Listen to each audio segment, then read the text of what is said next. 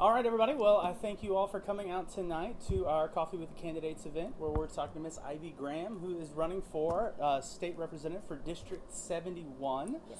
The way we've been starting these off is basically we'll just do a little question and answer session together, so that we can film it for folks that couldn't make it tonight, and then we'll turn Ivy over to the audience so that you guys can ask any questions that you may have. So we've been starting off with background information, biography, and whatever you'd like to share. Okay. Well, I grew up in Gonzales, and I have two wonderful parents that made sure we were very active in the church because that was very important to them. We were at every bake sale, every festival. We sold Tootsie Pops on front of the grocery stores to raise money for charities, and sometimes we got to eat those Tootsie Pops, sometimes we didn't. Then I graduated, went to LSU, and I met my husband. We both worked at Demco, and it was love at first sight, or at least until he stopped saying no and started saying yes. And and we've been married for 17 years. He's from Walker, so as y'all know, Livingston Parish is the greatest parish on the planet, so I had to move to Livingston Parish, and I don't regret it at one bit. Lived here for about 20 years, because I moved before we got married and all that kind of stuff. And then graduated law school, finished LSU, graduated law school, went to Southern University Law Center, and graduated in 2008, got a job with a firm, and within 6 months they lost two of their biggest clients, and so they got rid of all of their first year associates. So that found me in a new place, so I started my own law firm in my hometown of Denham Springs, and my firm has been here since, ever since in 2010, we officially opened up a brick and mortar location through the Dixie Business Center. So I was in their incubator program and found it extremely valuable, and hope that it does get to come back to its full level. I know that they're still having some issues since the flood. But at the flood, lost my office completely, 6 foot of water, nothing left. So since the flood, I have been blessed by Mr. Lester McLinn to let me hang out with him in Livingston, with the goal to still come back to Livingston, come back to Denham in the future. So that's kind of a short little thing there. My law practice does family law, do adoptions and divorces, custody, and do some succession and power of attorney stuff. It was important to me to do a law practice that concentrated on helping people immediately with their needs. So that was kind of why we focus on that. And that gets us to today. That gets us to today. Well, cool. Well, the race you're running in District 71, why state representative? Why not run for state senate? Why not parish council? Why not another race? What makes the District 71 seat the one that's for you? Because I felt at this level I got the most opportunity to affect the most change. The parish council, the parish council just wasn't a good fit for me. The politics of it and that sort of thing. A state representative, I really felt I could get in there. There's a lot of very great legislatures working on some fantastic legislation right now, and I want to be a part of that and help facilitate that change and that growth, and to bring this state forward instead of keep holding us back. And that's really the whole reason for running in the first place, is I'm tired of the direction the state's going in, that we keep doing the same thing over and over again and not getting different results, and we can't figure out why. It's like, well, we have to do something different. And the Senate race, again, there was still a little too much politics going on there to make that a good fit for me either. So this one was available. It fit what I felt I could bring and do best for the parish, for the District of 71, for its constituents, and so that's why I threw my name in. Well, good deal. Well, on your Facebook page, you've been asking voters recently what they think about the gas tax, and so that kind of led me to two different questions. First is, what do you think the role of a representative is? Do you think it is to reflect your constituents' feelings and wishes to the extent that that's possible, or do you think it's to lead your constituents and make decisions based on your experience and the best possible information? I'd like to tell you a story to really answer that question. Sure. On the campaign trail, meet lots of people, and I met one particular lady who said she figured out why government was so messed up, and I was like, oh, great, an answer, that'd be great. I'd love to know what that is. And she said everyone in Baton Rouge only listens to the special interest groups and the lobbyists, and that's why the laws are written against the people, and the laws hurt the people, because no one is lobbying for them up at the state capitol. And that just broke my heart, because that's not what's supposed to be happening at all. You are electing someone to represent you, to represent your interests, to make sure you're protected. You have a lobbyist up there, you elect them, and they are supposed to be there to make sure that your rights are protected, that your interests are protected. They're supposed to be protecting you from the lobbyists and the special interest groups. So that drives a lot of my passion to represent people, because that's what I do as an attorney. And yes, the job is to represent the people to what do you want to see happen, and can I help facilitate that? Now, maybe if they want something that's outside of the realm of possibility, we'd have to have another conversation. So, my second question with that, you're asking people how they feel about the gas tax. How do you feel about the gas tax? Well, I do not support the gas tax at all, for one key reason, is that we haven't changed the way that we organize what we do with our taxes. So nothing's going to change. So we can just give DOTD more money. That does not mean that they are going to fix more roads. That just means that they will have more money to play with. If we can make sure that the tax dollars are actually going to the roads and not being circumvented somewhere else, well, then maybe that's a different conversation to have about taxes. But as things stand right now, with no reform on the books, just raising the gas tax will not actually fix any roads. Okay. Sticking kind of on the topic of taxes, how do you feel about state subsidies and state tax breaks for out-of-state corporations? The tax breaks and the tax subsidies, the way our tax code is written now, are some of the only things that are keeping us competitive. Whether they're good or bad is a different story, but we have a broken tax system the way we have it right now. We nickel and dime and piecemeal all of these parts to create a big tax picture. If we can streamline the tax code, if we can simplify everything so that everybody knows on the front end what they're having to pay on taxes, business-wise, individual-wise, then subsidies and these sort of things can roll off the books. We have some taxes that are grossly inflated. We have some that are very minor, but it's all hidden. It's not hidden, but you don't necessarily see them when you come in and you feel like, oh, this is also tax. Oh, and you got to pay a tax on this, and you got to pay a tax on that. It can all be streamlined, simplified. It won't be overnight, and it won't be an easy process because people are going to get nervous about change. But there is options out there to change things and start removing some of these subsidies if we're getting income, or enticing businesses other ways by having a simpler tax code so they know exactly what they're going to have to pay when they come and invest in Louisiana. Okay. Yeah, I'm always intrigued by what people have on the top of their push cards, and tax and spending reform is at the very top of yours. Yes. So what specifically would you like to support to streamline that process like you're talking about? Our franchise tax needs to be scaled back, and the problem is that nothing by itself is going to work. There's a twofold part of everything, but the franchise tax needs to be rolled back. We're one of only 2 states that has a franchise tax, and it's a very high franchise tax. Some of our corporate taxes can be lowered to, which in theory, and it's working for Trump, so I'm assuming it's going to work in Louisiana, but if you lower taxes, businesses grow and expand, which would give you a broader tax base of employed people paying in taxes. So one would offset the other, is the thought process there. As far as spending concerns, back to all of the departments that receive mandatory money do not have accountability for where that money goes. That has to change. When there's a check and balance in place, so that these agencies have to report where their money is going and that it is being spent that way, then we can start making sure that those tax dollars, those road dollars, go to roads and that sort of thing, and the education dollars go to education. But right now there's no oversight to these agencies, and that's also why this election is so incredibly important, because the last 4 years there's been quite a few representatives who've been pushing for this and have been advocating and have been fighting for this, especially Medicaid fraud. It's massive. But if you can't get help in the Senate and you can't get help from the governor, then the agencies remain unchecked.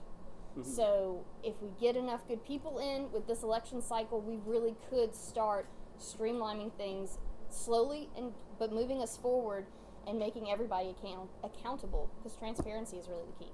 Okay. Well, another thing that I had noticed on Facebook was that last month you attended the Pelican Institute's Constitutional Convention Forum. Yes. So I was curious to hear about kind of what was talked about there, what you learned, and what you could share with us about that. Absolutely. I was really excited to go to that because I didn't really know what they were going to... I knew the Pelican Institute was for a constitutional convention, but I didn't know how they were going to present all the information, and I was very ecstatic that I got to go to that. The big thing, their big position is to do a constitutional convention to get Louisiana to a true constitution, to have a constitution that looks more like the federal constitution. And I think that's a brilliant idea. I think it's fantastic. I don't think it's realistic. Because the reason Louisiana's constitution is set up the way it is, where all of these departments are protected and they automatically get money, is because, does anybody in this room trust government to do what they're supposed to do with their money? No. So we put it in the Constitution that these departments are going to get money, that we just didn't put a check in there on how they're going to spend it. So I don't think that doing a new Constitution that we're really going to come up with something that's going to be very different, simply because we all believe that government shouldn't be in charge of the money. And so we're still not going to get something that looks like the federal Constitution, which is really what the goal is. It's just to have a Constitution that says this is the legislative branch, this is the executive branch, and this is the judicial branch. These are their authorities, and then everything trickles down from there on a statutory level. Okay. Keeping it like it is, but so in a hypothetical situation where there was a constitutional convention called, who do you think should be the delegates to that convention? That was one of the things that they talked about, and I don't have a direct answer to that. There's two schools of thought. I don't know if anybody was around for the 1973-74 Constitutional Convention. There's a few people who raised their hands in the room. I know y'all can't see that on the camera. At that one, they opted to elect delegates. So you had already elected your representative and your senator, and then you went back and you elected a delegate. It ended up causing a massive political blowback, because then the delegates ran for the representative and the Senate seats when they became open, because they said they had more experience because they just created the new Constitution. Then the argument is, okay, well then we'll just have the representatives and the senators that we already elected to do the job.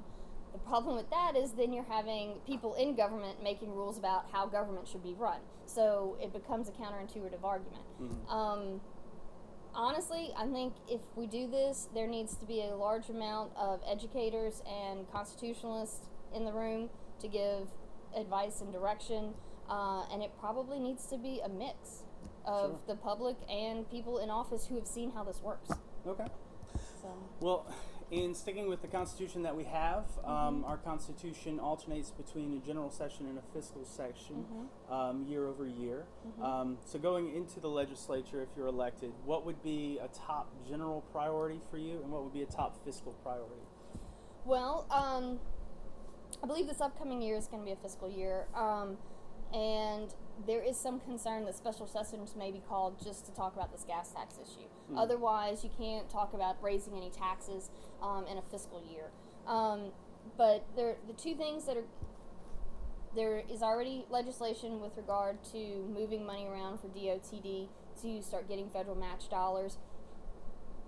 And people get concerned because the money's gonna come out of the legislation proposes that the money comes out of DOTD's hands, but it doesn't change. It's still protected through statute. It can't still be spent on just whatever they want. But if there's more flexibility to use it towards our federal match dollars, then that might be able to get us more money coming in and directly to roads. So there's legislation that I would support, or in its infancy stages, it sounds like a good idea. And then I've also been very passionate about some issues with contractors that turns out there were some shady contractors after the flood. Did you hear about that? Heard about a couple of them, yeah. Yeah. Well, ran into one gentleman who, and not just one, but one who was very vocal about it.